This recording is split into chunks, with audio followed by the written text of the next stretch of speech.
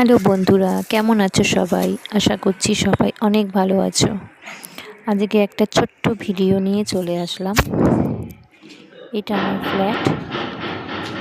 দক্ষিণেশ্বরে আমি থাকি। আমি সেখানেই ফ্ল্যাটটা নিয়েছি। গত বছর দুর্গাপুজোর সময় আমার হাজব্যান্ড ফ্ল্যাটটা বুকিং করেছিল।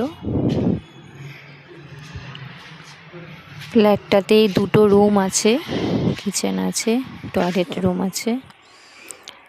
এখনও কাজ শেষ হয়নি, আরও 2-3 মাস লাগবে বলছে।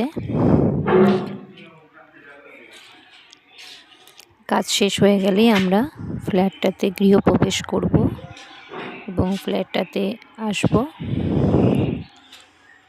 এখন কাজ যেরকম এগাবে সেরকমভাবে গৃহপ্রবেশের দিন ঠিক হবে।